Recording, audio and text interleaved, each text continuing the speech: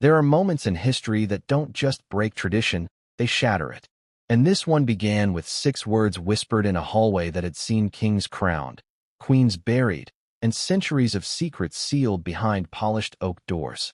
6 words that froze every member of the royal staff where they stood. I'm leaving, and I'm not returning. But before we continue, please subscribe and turn on the notification bell for updates. You can almost hear it, can't you? That cold, steady voice echoing down the marble corridor of Buckingham Palace. Prince William, the heir, the anchor of the modern monarchy, the one person everyone thought would never walk away. The man raised not just for the throne, but for duty itself. But what could push someone like William to say goodbye forever? What could break the future king? And here's the real question you have to ask yourself. When the staff began crying, when Kate Middleton collapsed into a chair, when King Charles clutched the armrest like he'd been struck, were they reacting to the news William was leaving, or something far, far deeper? Because the truth behind that moment didn't come out of nowhere. The palace doesn't crumble in a single day. The monarchy doesn't fracture with a single announcement. Landslides always start with a quiet tremor, a warning, a sign people choose to ignore until it's too late. So what were the tremors that shook the royal family long before this moment? Why did insiders whisper that a storm was coming? And why did some staff members claim they'd never seen William look so haunted, so torn, so unlike himself in the days leading up to his departure? You're about to find out. But before we dive into the chain of events that led to this unprecedented royal collapse, we need to go back to that morning. That one morning when everything changed. Because the signs were everywhere, and no one, not even Kate, understood what they meant. Let's walk into that hallway together. The air was unusually cold, not in temperature, but in feeling. A sort of heaviness. A pressure you can sense before you can explain. Staff members moved quietly, exchanging nervous glances. Some said William hadn't slept. Others said he'd received a phone call at dawn that left him pacing for close to an hour. One aide claimed he kept rubbing a folded piece of paper between his fingers like it was burning him. But there is a moment, a very specific one, that set the tone for the day. William walked into the palace kitchen, not a place he normally lingers. He stood there while the staff froze mid-task. And he said something strange, something that didn't seem alarming at first, but later sent everyone spiraling into confusion once they understood it. He simply said, "Thank you. For everything." Not the normal prince-to-staff gratitude. Not the royal pleasantries. Something different. Something final. Like a man trying to gather the last pieces of a life he already knew was ending. And when he walked out, one of the cooks, who'd served the royal family for nearly 15 years, felt her eyes burning. She didn't know why. She just said she felt like she had witnessed the end of something. What did William know then that no one else did? Why had he already emotionally detached? Why did he look like someone who had made peace with a devastating choice? There's a reason, and it begins with a message that arrived earlier that morning. A message that should never have reached him. One that had been locked away, hidden, forgotten, or maybe intentionally buried. But before we reach that, before we peel back the layers of how that message fueled his final decision, you need to understand the emotional tension inside William himself. Because the story of why he said goodbye forever isn't a single moment. It's a buildup of years of pressure, responsibility, fear, and even guilt. William has always been the steady one, the reliable one, the controlled one, the royal who carried his mother's heartbreak, his father's expectations, the public's hopes, and the monarchy's future all at once. And he did it quietly, professionally, almost flawlessly. But pressure, even when carried well, doesn't disappear. It settles. It buries. It collects in hidden corners of the heart. And when William walked into that hallway on the morning he decided to leave, every buried weight he'd been carrying came crashing to the surface. Inside the palace, staff whispered that William looked like a man who had finally broken. Not from scandal, not from public criticism, not from palace politics, but from something deeply personal, something emotional, something that hit him at the core of who he is. And then came the moment that changed everything. The private meeting. Kate Middleton walking swiftly toward his study, her eyes wide, her breath short. She'd been told William needed to speak with her immediately. And when she opened the door, she froze. William wasn't pacing. He wasn't angry. He wasn't distraught. He was sitting perfectly still in his chair, elbows on his knees, hands clasped like he was holding them together to stop himself from falling apart. Kate asked what was wrong. William didn't answer with words.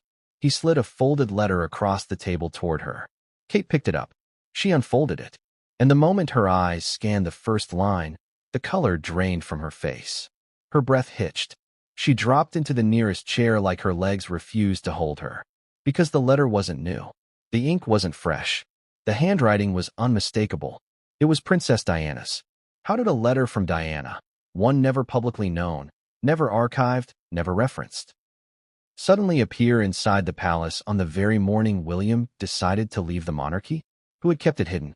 Why now? And what did it reveal? These are the questions that turned the palace upside down. These are the questions that ripped apart the remaining threads holding the royal family together. But before we go deeper into the contents of that letter, before we discuss the haunting warnings Diana left behind, we need to talk about the shift inside King Charles. Because the moment he heard William's voice echo those 6 words, "I'm leaving, and I'm not returning," something inside Charles shattered. You see, Charles had believed, despite everything, that William would be the one stable force in the monarchy's future. He had believed that William would protect the institution, guide it, modernize it, maybe even save it.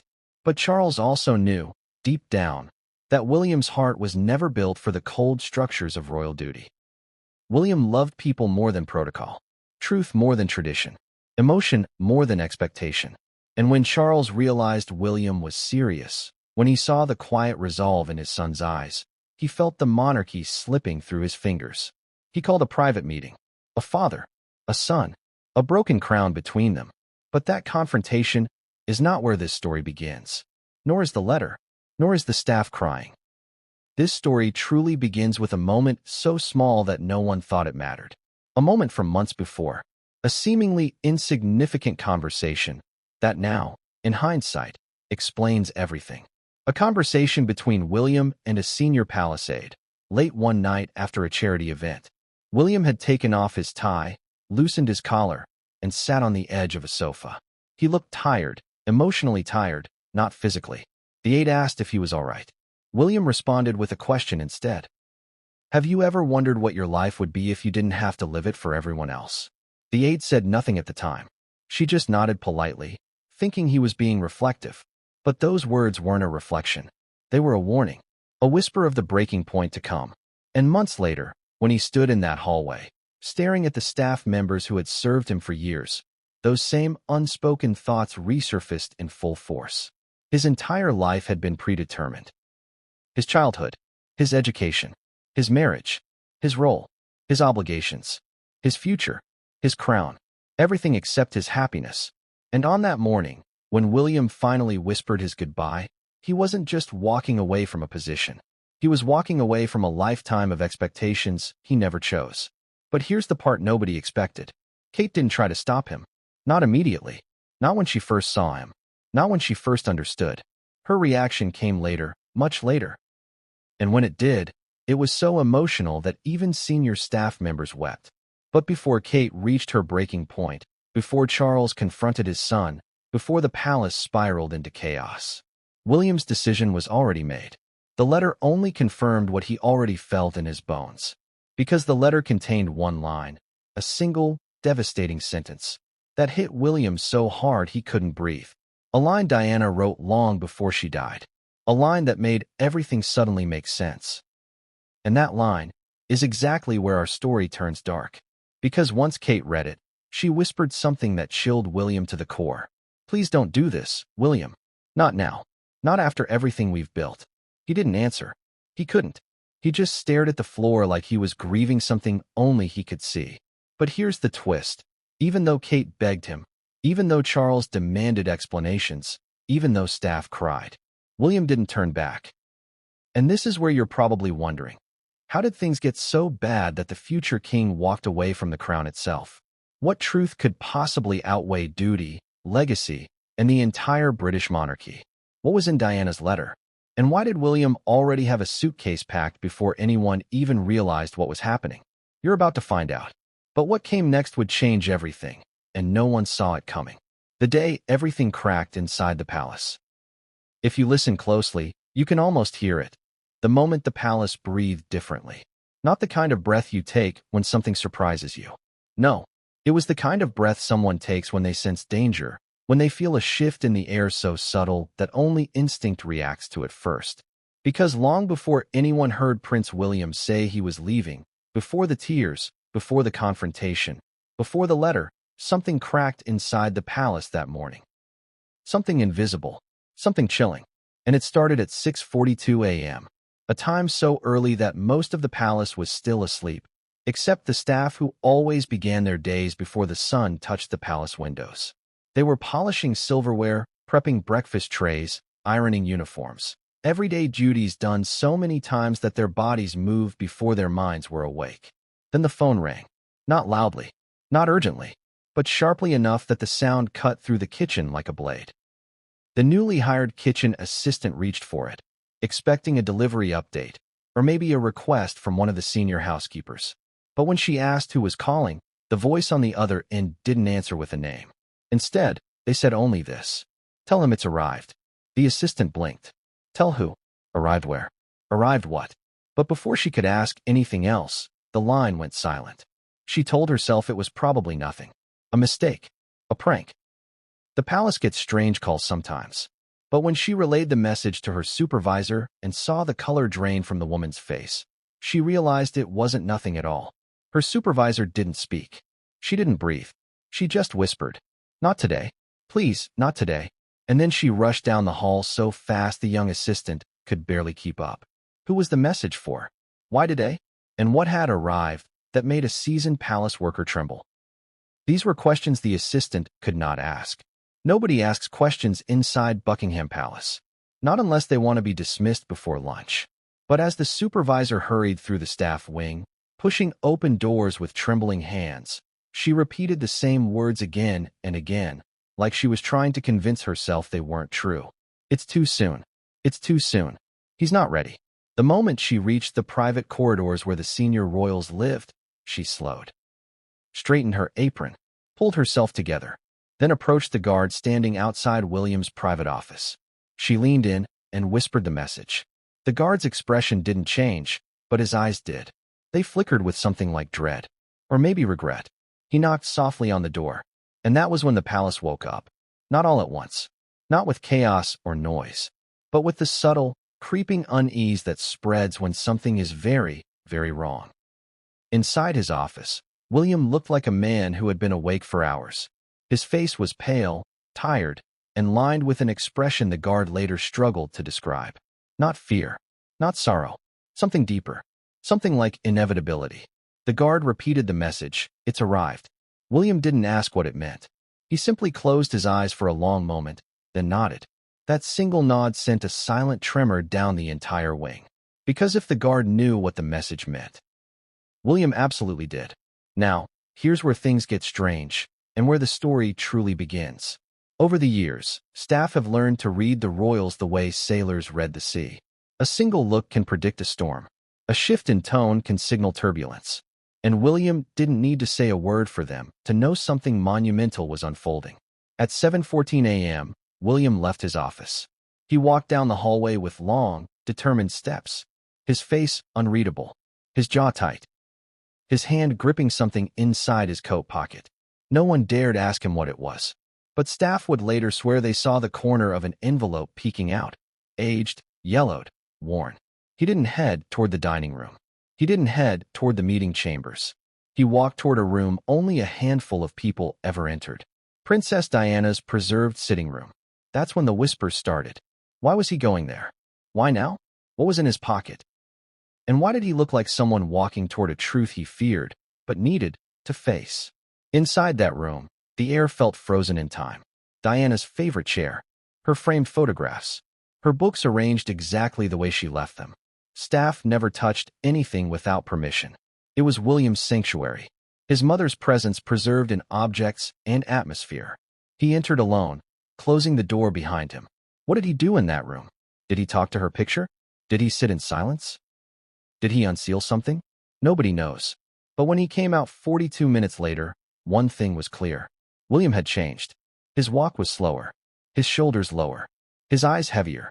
And there was something else too, something no one expected. Tears. Not many. Not dramatic, but unmistakable. William was crying, and that alone was enough to terrify the staff. Because William never cries in the hallways. Not in public, not in private, not where anyone can see.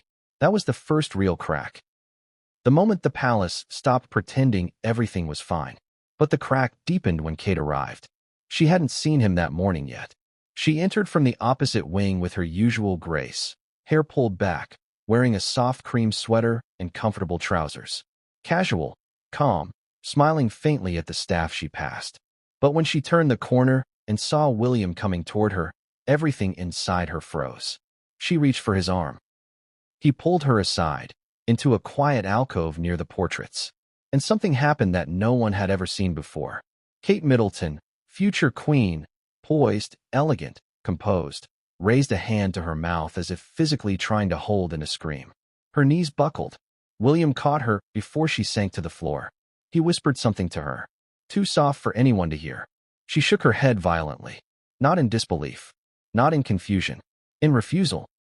She grabbed both sides of his jacket like she was afraid he would disappear. Her voice broke. Staff couldn't hear the exact words, only the frantic, desperate tone. Then Kate walked away with her hand pressed against her face, tears streaking down her cheeks.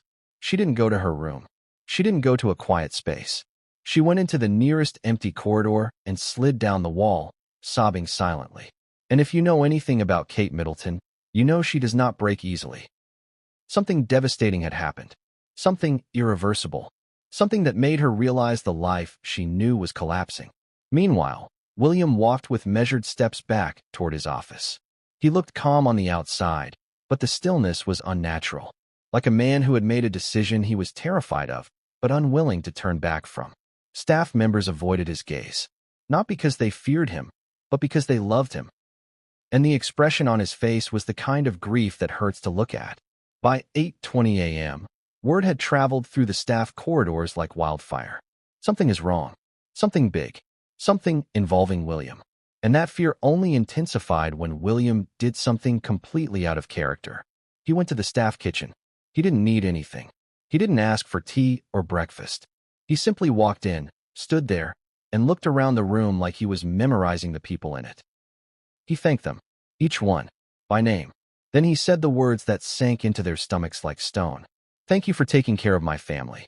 Notice the phrasing. Not thank you for taking care of us. Not thank you for everything you do. Thank you for taking care of my family. Like he was separating himself from that family. Like he was already stepping away. Some of the staff tried to speak. Tried to ask what was happening. Tried to understand. But William didn't explain. He didn't elaborate. He didn't soothe their panic. He just smiled, sadly, and walked out. One of the younger staffers burst into tears. Another whispered that she felt like the walls of the palace had tilted out of alignment. And that morning, every instinct was screaming the same thing. This wasn't temporary. This wasn't emotional turbulence. This wasn't a bad day. This was the beginning of the end. By 9 a.m., a senior aide approached William cautiously, her face pale, her voice trembling. She asked him if he needed anything: tea, breakfast, water, someone to call.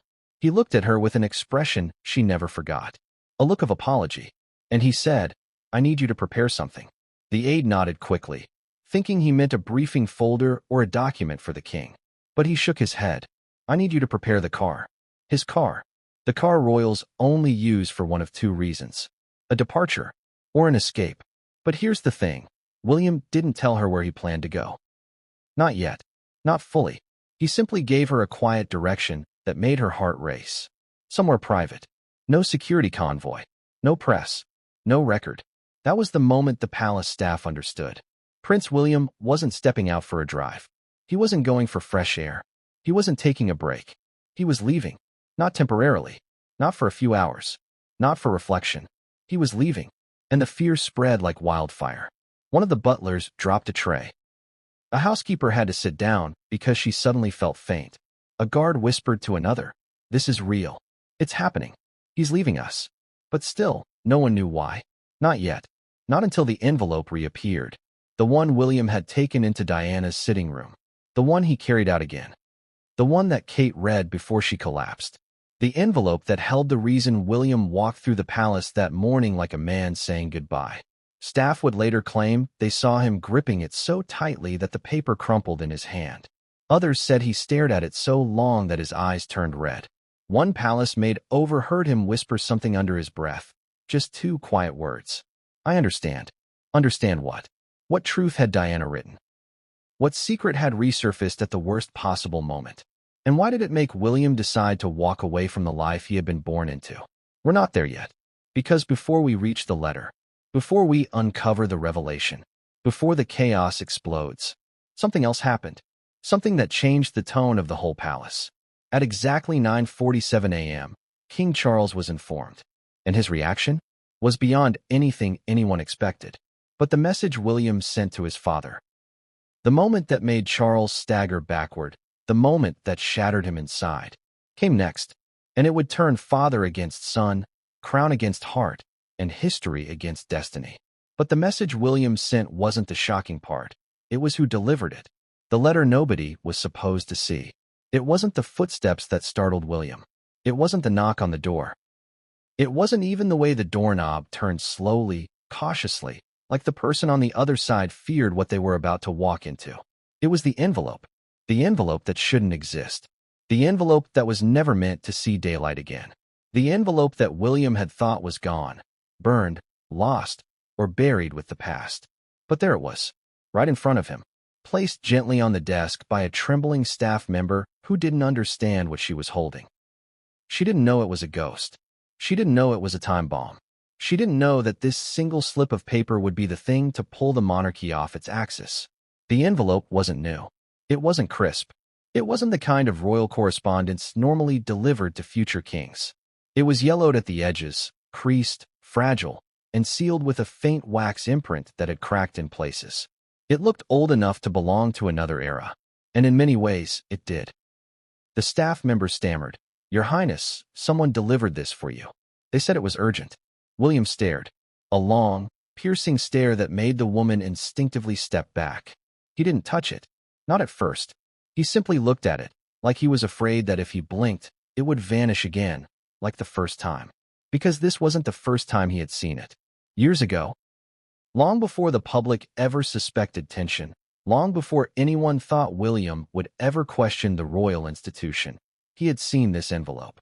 But only for a moment that was quickly erased by a senior royal aide who insisted it was a mistake, that Diana had left nothing behind, that any rumors of extra letters were nonsense. They took it from him that day. They told him it was nothing. They told him to forget it. And William, still young, still grieving, still vulnerable, trusted them. He was told it was best for the family, best for the monarchy, best for his own emotional stability. And he let it go. But he never forgot the handwriting. Diana's handwriting isn't something you forget. Sharp yet elegant, soft yet intense. The kind of handwriting that reveals more about the writer than they ever say out loud. Now it had returned. And William knew, deep down, that its reappearance was no coincidence. He reached for it slowly, like someone reaching for a flame. His fingers trembled. His throat tightened. The moment his skin touched the paper, it felt warm, familiar. A memory surged through him. His mother's voice. "If you ever feel unsafe, follow your heart, not the crown." He swallowed hard, forcing himself back into the present. For nearly a full minute, he held the envelope without opening it, just existing with it, mourning what it represented. Then he broke the seal, and everything changed. Inside the envelope was a single sheet of paper, thin, fragile, folded into thirds. And as he unfolded it, the handwriting spilled across the page like a whisper from the past. "William, my darling boy." The first line alone made him stop breathing. He read the next sentence slowly, carefully, like he was afraid it would disintegrate if he moved too fast. "There are things I need you to know. Things they will never tell you. Things I fear may one day come for you the way they came for me." They. That word. That one, small, terrifying word. Who was they? Why had Diana capitalized it? And why did it feel like she was riding through time, warning him of something he couldn't yet see? William kept reading. "If circumstances ever force you to choose between what is right and what is royal, choose right. Even if it breaks the family. Even if it breaks the crown." His eyes burned, but he didn't blink. Choose right. Not choose duty. Not choose tradition. Not choose legacy. Choose right. Diana had never been subtle. But this was more than advice. This was a warning, a plea, a confession, and maybe even a prediction. The next line hit him harder. If someone you trust betrays you, do not stay silent. Silence is what allowed them to take everything from me. Them again. William felt the room tilt. He wasn't sure if he was standing or sitting anymore. The walls seemed too close. The air too thin. The weight of Diana's words too heavy. He kept reading. I worry for the sons I will not get to see grow up. I worry about what the institution may demand of you, especially of you, William, because they see you as their linchpin, their future, their greatest asset. The word asset punched him in the stomach. Not son, not human, not family. Asset. He whispered the word aloud. The sound tasted bitter. For years, William had suspected that the system saw him as a tool more than a person. But seeing it written by his mother, years before her death, felt like a knife twisting inside him. And then he reached the sentence that destroyed him, the sentence that changed the course of his life, the sentence that made him say goodbye to the palace forever. William, they will break you if you let them. His hand slipped. The paper nearly fell from his grasp. He read it again. They will break you. Not might. Not could. Will. And Diana had written that long before he became the man he was now. Long before he took on the duties he carries today. Long before he ever imagined the pressures that would shape, no, suffocate him. She had seen the future. She had seen what the institution could do. She had lived it herself. And William now understood that she feared the same destiny for him. He read the final paragraph, each word like a blade. If the day ever comes when you feel trapped, when you feel silenced, when you feel you are losing yourself, walk away. Do not sacrifice your soul to keep a crown alive. No throne is worth the cost of your spirit. His vision blurred, his chest constricted, his heart hammered so loudly he could hear it. And then, at the bottom, for words that shattered whatever strength he had left. I love you. Protect yourself. He stared at the letter for a long time. Minutes, maybe more. Time lost meaning. Everything else in the world went silent, except for his heartbeat and the memory of his mother. When he finally lifted his head, he realized someone else was in the room. Kate. She stood frozen in the doorway, eyes wide, face pale, breathing ragged. She didn't need to see the letter to know something enormous had happened. She could see it in William's expression. She approached slowly, like stepping toward a wounded animal she feared might collapse. Show me, she whispered. William handed her the letter with hands he couldn't steady. Kate read it. Her reaction wasn't quiet. Her breath caught. Her hand flew to her chest. Her eyes filled instantly with tears. She read the sentence. They will break you. Her knees buckled. She gripped the edge of the desk to stay standing. And then she whispered something William would never forget. This is why she died. William grabbed her wrist. Kate shook her head. No, listen to me.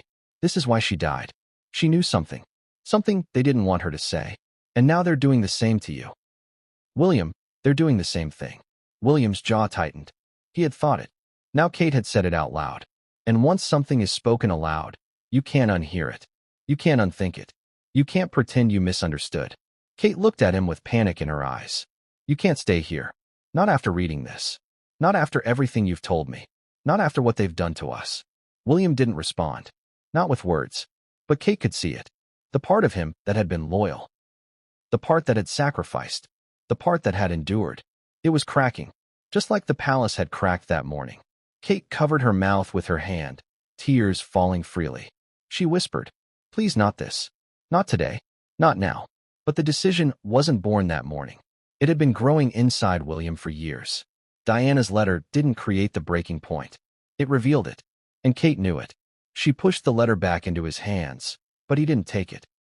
It dropped onto the desk between them like a final verdict. When Kate left the room, she wasn't just crying. She was grieving. Because she knew the man she loved was already halfway out of the monarchy, and nothing she said would pull him back. William stayed in the room alone for nearly an hour, staring at the letter, reading it again, and again, and again, every sentence pulling him further from the crown, every word pulling him closer to a truth he could no longer ignore. And when he finally stood, he wasn't the same man who walked into the room earlier. He was a man with clarity, with conviction, with heartbreak, with purpose. And that purpose was not the throne. It was freedom. But before he could take a single step toward that freedom, before he could act on Diana's warning, before he could walk away from everything he'd ever known. There was one person he had to face, one person who would demand answers, one person who would react with shock so visceral it would echo through the entire palace. King Charles. And the confrontation between father and son would not be calm. It would not be quiet. It would not be dignified. Because when Charles discovered the letter, he didn't see a warning. He saw a threat. And what he said to William in that moment would change everything. But that moment wasn't the shocking part.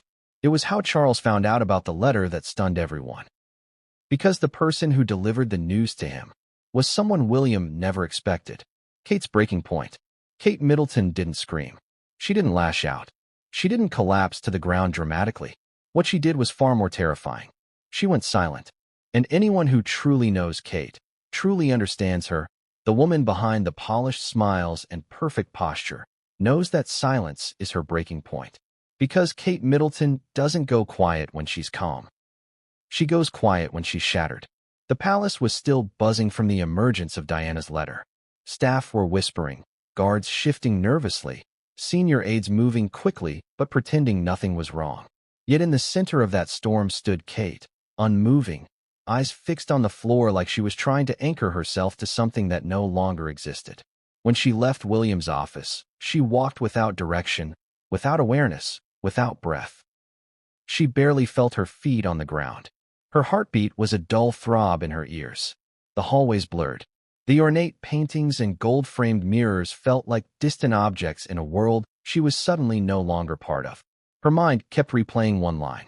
They will break you. Break him. Break William. The man who had already endured the tragedy of losing his mother publicly, brutally, violently. The man who had carried the expectations of a nation since he was a child. The man who had been forced into the spotlight long before he understood what fame meant. Break him? What more was left to break? Her breath caught. Her steps faltered. A passing housekeeper gasped when she saw Kate's face and whispered, "Ma'am." But Kate didn't respond. She simply kept walking until she reached a quiet, empty side corridor, the kind of hallway nobody uses except staff, and leaned against the wall, pressing her forehead to the cool stone. Her hands shook. Her vision blurred.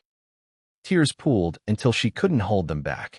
And then she sank down slowly, her back against the wall, her knees pulled to her chest, her hands covering her mouth as muffled sobs escaped. Kate Middleton never lets anyone see her cry. Not in public. Not in private hallways. Not even in moments of personal crisis.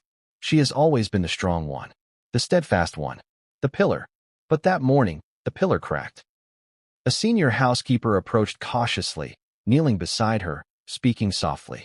"Ma'am, do you need anything? Should I bring someone? Should I?" Kate shook her head violently. No. She didn't want anyone. She didn't want help. She didn't want comfort. She wanted the world to stop spinning for just one moment so she could think. She wanted to breathe without feeling like her chest was collapsing. She wanted to understand how everything had gone so wrong so fast. A trembling whisper slipped from her lips. He can't leave, he can't. But she knew he could. And worse, she knew he would. When she finally stood, she wiped her tears quickly, the way she always does when she needs to transform back into the Duchess, the future queen, the public figure. But even as she composed her face, her heart remained in pieces. She went straight to their private quarters, closed the door behind her, locked it, and finally allowed herself to break fully, without restraint. She threw herself onto the edge of the bed, fists digging into the duvet, sobbing into the pillows as the emotional weight she'd been carrying for years finally cracked open.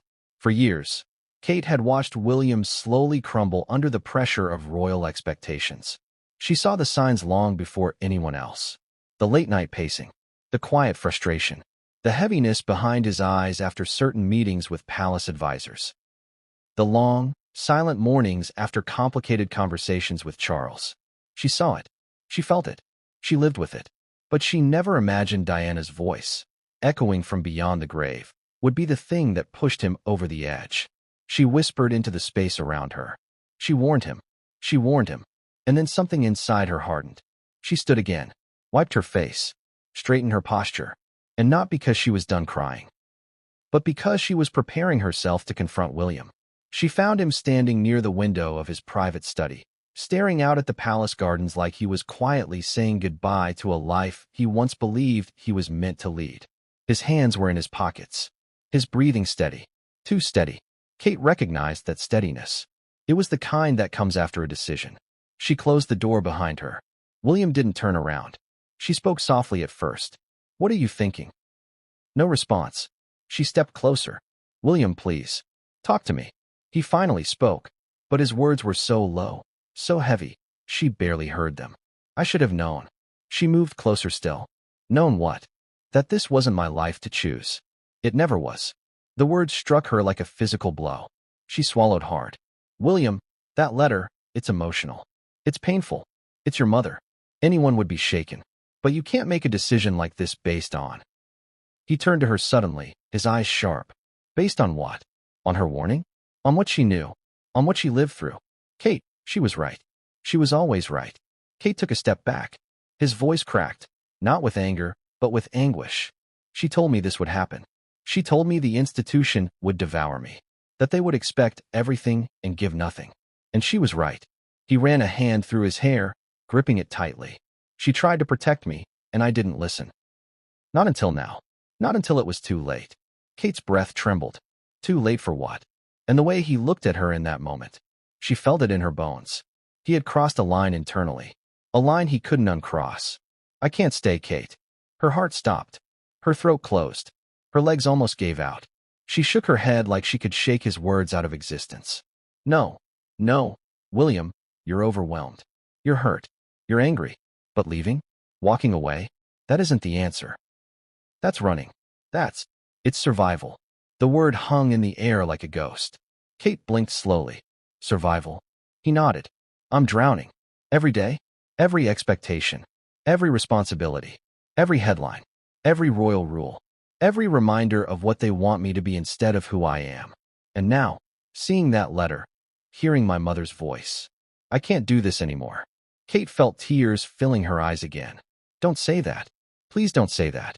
He reached for her hand, held it tightly. His voice softened. "This isn't about you. You're the one good thing in all of this. You and the children. You're what keeps me going. But the crown, the institution, that's what's killing me." She pulled her hand back, her voice breaking. "Then we'll fix it. We'll change things. We'll adjust. We'll do it together." But William shook his head. "It's bigger than us." Kate felt the world tilt. She sat on the edge of the desk, clutching her knees. Her voice came out in a whisper. "William, if you walk away, if you leave, everything changes. Not just the monarchy. Us. Our life. Our children. Everything." "I know." She stared at him. "You're willing to risk all that?" He swallowed. "If the alternative is losing myself, yes." The word stabbed her. She covered her mouth as tears spilled again. William stepped closer, gently lifting her chin. "I need you to understand something." Her voice cracked. "I'm trying." He inhaled deeply. "I'm not choosing to leave you. I'm choosing to leave the institution that's been crushing me for years." She closed her eyes. "But leaving the crown means leaving everything tied to it. Our home, our roles, our foundation, our future." He nodded. "I know. And leaving the crown," she continued, "means walking away from your father, from the family, from the country." He nodded again. "I know." Her voice shifted, turning from broken to angry. "How can you say that so calmly?" He didn't answer right away. Instead, he walked to the desk, picked up the letter, and held it tightly. "This isn't calm," he said quietly. "This is grief." Kate felt something inside her crack further. She whispered, "So what now?" William stared at the letter in his hands. "I need to tell my father." Kate stiffened. "Before we talk about alternatives? Before we figure out anything else?" "There are no alternatives," William said softly. The silence after that was suffocating. Kate lowered her head as another tear fell, dripping onto her clasped hands. He reached out to touch her shoulder. She didn't pull away, but she didn't lean into him either. She just sat there, silent again. That terrifying silence. William moved toward the door. "I'll be back," he said quietly. Kate didn't lift her head. She didn't ask him to stay. She didn't stop him. She just whispered one final line. One final plea. "Please, don't let this break us." William paused. His eyes softened. "It won't," he said. But Kate knew. She knew deep in her heart. It already had. He left the room and headed down the corridor toward King Charles's private study. His footsteps were steady, cold, certain. Kate listened to them fade, and then she collapsed forward, her forehead pressing into her hands as a sob tore from her chest. She whispered to herself, "This is how it begins, this is how we lose him."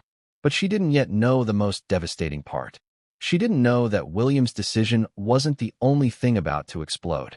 Because when he opened the door to speak with his father, someone else was already inside the room. Someone who had gotten there first. Someone who had delivered the letter's existence to King Charles before William could utter a word. And who that person was would change everything. The phone call that changed everything. The door to King Charles's study was already open. That should have been the first warning. King Charles never leaves his door open during sensitive discussions. Never. Not when dealing with advisors. Not when reviewing documents. Not when speaking with Camilla. And certainly not when discussing anything related to William. But the door was open. Wide open. And the moment William stepped inside, he understood why. Someone had beaten him there. Someone William never imagined would betray him. And someone who seemed almost too calm considering what they had just done. Standing in front of King Charles's desk, hands neatly folded, posture straight, voice level, was one of the senior royal secretaries. A man who had served the crown for decades. A man William trusted. A man Diana once trusted. A man who had known about the letter all along. William froze. The secretary turned, eyebrows lifting in quiet acknowledgement. "Your Royal Highness," he said with practiced courtesy. King Charles wasn't standing. He wasn't shouting. He wasn't pacing. He was sitting rigidly behind his desk, both hands gripping the armrests of his chair, knuckles white, chest heaving as if he were struggling to breathe. His face was the color of parchment. His eyes looked hollow. And on the desk in front of him, lying across a red leather blotter, was Diana's letter. Not neatly placed. Not respectfully aligned. It was splayed open. Exposed. Violated. Like a wound ripped open for examination. William's stomach dropped. "How did you get that?" he demanded. The secretary didn't flinch. "It was found," he replied calmly. "In a location where it should not have been." William's jaw tightened. And where was that? The secretary's lips pressed into a thin line. "I'm not at liberty to say." William stepped forward sharply. "You invaded my private room." The secretary hesitated a fraction of a second, just enough to confirm the truth. Charles lifted a trembling hand. "That's not the issue," he rasped. "The issue is that you kept this from me." William felt his chest ignite. "I didn't know it existed. They took it away from me years ago." Charles slammed his fist onto the desk. "I should have been told." William stared at him, stunned. "You're angry at me?" he asked. "You're angry at me? I just found out my mother left me a warning about the institution that destroyed her, and you're shouting at me?" Charles pointed at the letter. "This is inflammatory. This is dangerous. This is exactly the kind of thing that should have been destroyed the moment it was written." William stepped closer. His voice dropped into a tone he rarely used with his father. "It was destroyed. Or so I thought." Silence. Heavy silence. Charles inhaled sharply. "Why did you seek it out again?" he asked. "Why dredge this up now? Why couldn't you leave the past in the past?" William blinked. "I didn't seek it out," he said. "It came to me. Someone delivered it." Charles turned slowly toward the secretary. But the secretary didn't move. And William knew. He knew instantly. "You found it," William said. "You brought it here. You gave it to him." The secretary didn't deny it. Charles exhaled shakily. "I needed to know what was affecting your judgment. What was causing all this distress. Why you were behaving strangely." His voice trembled. "And now I see it." William felt the sting of betrayal. So the palace knew he was unraveling. They were watching him, tracking him, monitoring every unusual movement. And when they suspected something was wrong, they didn't ask him. They didn't check on him. They didn't care about his well-being. They investigated him. Like a threat. He felt something inside him harden. "I came to speak to you," he said. "To tell you myself." "Yes," the secretary interrupted. "But given the circumstances." William snapped. "Do not finish that sentence." The secretary fell silent. Charles dragged a hand through his thinning hair, visibly unraveling. "This letter," he said. "This warning is not rooted in truth." Diana was emotional. She was vulnerable. She was frightened. She was manipulated. William felt his throat tighten. She was telling the truth. Charles's face contorted. "No," he said firmly. "She was paranoid. And she was right." The words hung between them like a lit fuse. Charles's voice turned sharp. You have responsibilities. You have obligations. You are the heir. You cannot let emotional relics of the past dictate your future. William stepped closer, his voice trembling with a mixture of rage and heartbreak. It's not a relic. It's my mother. And she saw what you refused to see. Charles stood abruptly. The secretary stepped back, sensing the shift in air pressure. Charles's voice cracked as he shouted. She did not understand. She did not see the full picture. She did not know what it took to hold this family together. William's jaw clenched. She knew more than you think. Charles slammed both hands on the desk. Everything she wrote was a distorted perception. William took another step forward. Or, he said softly, it was a warning you were too afraid to face. Charles's breath hitched. There it was. The truth. The ugly, impossible, undeniable truth. Charles wasn't angry at the letter. He was terrified of it. Terrified of what it meant. Terrified of what it exposed. Terrified of what it confirmed. Diana's fears. Diana's predictions. Diana's warnings. All pointing toward one damning reality. The crown she had married into was capable of breaking anyone, even her sons. Charles sank back into his chair like the weight of the entire monarchy was pressing onto his shoulders. He whispered, she shouldn't have written this. William's eyes glistened. She wrote it because she loved me. Charles's expression twisted. And what? I didn't. William froze. There it was. The question no one dared ask. Not publicly. Not privately. Not even within the family. Did Charles love his sons? Or did he love the crown more? William looked at him with a clarity that scared both of them. You love the monarchy, he said quietly. Not me. Charles inhaled sharply, as if struck in the chest. That's not true, isn't it? A tear slipped down Charles's cheek, silent, unexpected, heartbreaking. His voice cracked. I lost your mother. I lost her. Do you think I want to lose you too? William stepped forward, his voice low. Then stop choosing the crown over your family. Charles flinched, because in that moment, he realized something he had spent years avoiding. His son wasn't choosing to rebel. He was choosing to survive. The secretary quietly stepped back toward the door, sensing the conversation had turned personal. But before he could leave, Charles lifted a hand. Stay. William glared. You don't need him here. Charles wiped his eyes, regaining composure. He is my advisor. William shook his head. He's the one who brought you the letter behind my back. I needed to know, Charles said. I needed to understand your behavior. My behavior? William's voice rose. You think this is about behavior? About optics? About stability? This is about truth. My mother's truth. Charles stood again, his voice trembling with desperation. Everything Diana wrote was emotional turmoil. Pain. Confusion. She wasn't confused, William snapped. She was murdered. The room went silent. Utterly silent. Even the secretary's breath caught. Charles stared at him, as if struck. William, don't. William didn't blink. You know that letter wasn't paranoia. You know she feared the very people who claimed to protect her. And now you're asking me to ignore her words.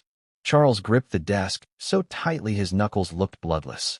She was unstable at times. William's expression darkened. She was unheard. Charles shook his head slowly. You cannot throw away your future because of this. You cannot turn your back on the entire institution because of a single letter. It wasn't a letter, William said. It was a warning. A final one. And I'm done ignoring her. The secretary cleared his throat carefully. Your Majesty, he said to Charles, perhaps we should allow the prince some space. No, William said sharply. I don't need space. I need honesty. Charles looked exhausted, like a king who suddenly realized his kingdom was built on sand. What do you want from me? He asked tiredly. William didn't hesitate. The truth. Charles wiped his face with one shaky hand. This, he said, gesturing toward the letter, is not truth. This is emotion. This is fear. This is Diana's trauma bleeding into your life. And maybe, William said softly, you're terrified because you know it's accurate. Charles swallowed hard. The secretary interjected again. Sir, perhaps. Enough, William snapped. Get out. The secretary stiffened. Charles hesitated, then nodded. Give us a moment. The secretary bowed slightly and exited the room, closing the door behind him. William and Charles stood in silence. Two men, a father, a son, a broken lineage hanging between them. Charles finally spoke, his voice fragile. "What are you planning to do?" William inhaled deeply and told him everything. He told him he was leaving. He told him he was stepping back. He told him he was done sacrificing his sanity for the crown. And Charles's reaction was devastating. "No," he whispered. "You can't. William, you can't. This will destroy everything." William responded gently. "It already has." Charles gripped his chest, sinking back into the chair. "You don't understand," he whispered. "If you leave, the monarchy doesn't survive."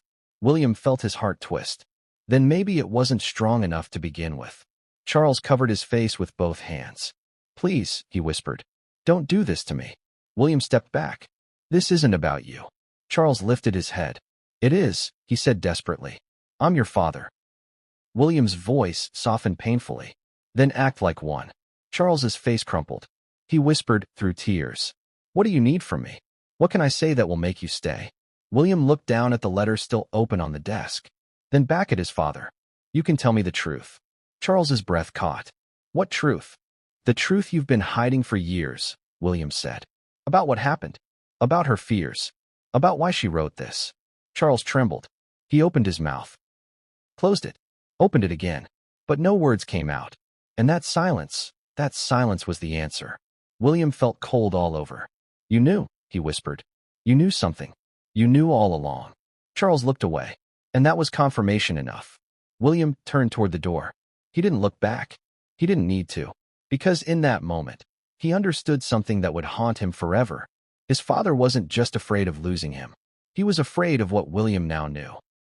But before William could take the next step forward, before he could walk away, before he could tell Kate what had happened, before he could pack the final suitcase, his phone rang. A call from a number only 2 people in the world had access to. A call that would unravel everything. A call that would make the letter look small. A call that would take this story from tragedy to catastrophe. Father and son, the confrontation. The phone didn't just ring. It sliced through the silence like a blade. William froze mid-step, his hand hovering above the door handle of his father's study. The air behind him was still heavy from the confrontation, so heavy that Charles had yet to move from his chair. He sat hunched over, fingers pressed to his temples, trembling as if the walls themselves were closing in. But the phone rang again. Short, sharp, urgent. And the moment William saw the caller ID, his stomach lurched. Because only 2 people in the world had that number, and neither of them would call lightly. William answered. Slowly, cautiously. He didn't speak. He just raised the phone to his ear, and the voice on the other end changed everything. "You need to hear this. It's about your mother." William's breath caught. His heart stopped. He felt the world tilt beneath him. For a moment, he couldn't form words, couldn't move, couldn't think. Then he whispered, "Who is this?" A pause. A long pause. Then the voice said, "Someone who has waited a long time." William felt something cold wash through him. The line crackled, then went dead. He lowered the phone slowly, like it weighed 100 pounds. Behind him, he heard Charles whisper, "Who was that?" William didn't turn around. Instead, he stared at the floor, mind racing, heart pounding, hands shaking slightly. Because that voice, he recognized it. Faintly, distorted by years, but familiar enough to unsettle him. Charles stood shakily. "William," he repeated, "who was that?" William turned, face pale. "No one you need to worry about." Charles stepped closer. "This is not the time for secrecy. If someone is contacting you about Diana." William's voice sharpened. "It wasn't about Diana. It was about you." Charles froze. Color drained from his face. "What do you mean? About me?" William opened his mouth, but stopped when he saw the fear in his father's eyes. Real fear. Not anger.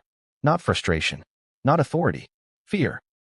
It was the first time in his life William had seen Charles look like that, and it confirmed something William had always suspected but never dared to say aloud. Charles wasn't fighting him. Charles was hiding something, running from something, haunted by something, a truth he didn't want exposed. "William," Charles said in a whisper, "you must tell me what they said." "They?" William repeated. "So you know who it was?" Charles swallowed. A small motion, but it spoke volumes. "You do know," William said, voice brittle. Charles looked away, and that was all the confirmation he needed. William felt his jaw clench. His voice turned sharp. "Dangerous." What else have you kept from me? Charles shook his head. This isn't the time. It is the only time, William snapped. Charles's voice rose. You don't understand what's at stake. William's voice rose too. And you don't understand what you've taken from me. Silence. The kind that burns. Charles stepped closer. I did what I had to do, he said quietly. To protect this family. To protect you. William's fists tightened. Protect me from what? Charles didn't speak. So William did. From the truth? From her truth?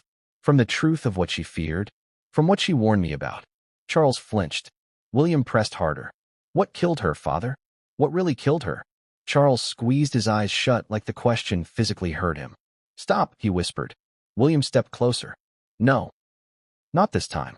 His voice wasn't loud, but it was sharp, controlled, unmovable. And Charles understood something he had been denying for years. William wasn't the obedient boy he used to be. He wasn't the heir trying to please everyone. He wasn't the dutiful son afraid to break the palace rules. He was his mother's son, the one she taught to question, the one she taught to trust his instincts, the one she tried to protect from the very system Charles now defended. Charles sank back down into his chair. His voice trembled. You have no idea what you're stirring up. William exhaled slowly. I don't need to stir anything. It's already here. For a long moment, the room was silent except for the ticking of an antique clock on the mantel. Tick, tick, tick, as if counting down to something neither of them could stop. Charles finally looked up. You can't walk away, he said. You don't understand the consequences. William stared at him. The consequences for who, father? For me? For my family? Or for the crown? Charles opened his mouth, closed it again. William stepped forward. You've chosen the crown over everything else your entire life. Over my mother. Over your marriage. Over your children. His voice cracked. Are you really going to choose it over me now? Charles's breath shuddered. You are the future, he whispered. Without you, everything collapses. Maybe it should, William said quietly. Those words hit Charles like physical impact. He reached out, gripping the edge of the desk. You can't mean that. I do. You can't. Why not? Charles's voice broke. Because I have sacrificed everything for this. And so have I, William said. Their eyes locked. Father and son. Duty and freedom. Tradition and truth. Charles looked exhausted. Older than ever. Like his bones were cracking under the weight of decades of choices. Some made for him. Others made by him. William, he said softly. If you walk away, I will lose everything.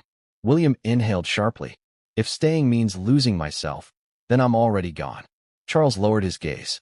For a moment, William thought he might collapse. Then Charles whispered, Is this because of Diana's letter? Because of what she wrote? William didn't respond. He didn't need to. The answer was written across his face. Charles stood slowly. This is not your mother's voice you're listening to, he said quietly. It's her fear, her trauma, her isolation. And if you let that guide you, you will destroy yourself. No, William said softly. If I stay, I will. Charles blinked.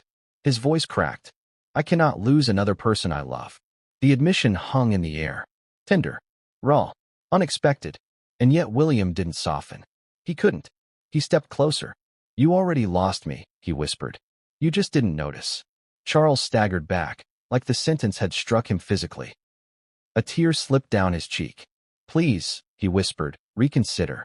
But William shook his head. I'm done reconsidering. Charles's voice trembled. At least wait. Give us time. Let us handle this discreetly before the world finds out. William's jaw tightened. I'm not negotiating my freedom. Charles looked like a man standing on the edge of a cliff with no rope. He reached for William's arm. Stay, he whispered. Stay, and we will fix this.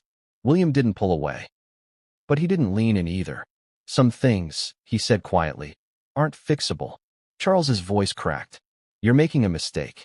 William stepped back. No, I'm breaking a cycle. Charles gasped. A soft, painful sound. The sound of history repeating. The sound of generational trauma resurfacing. The sound of a father realizing his son no longer needed the dynasty he'd been destined to inherit. Charles sank into his chair again, shoulders shaking. William turned toward the door.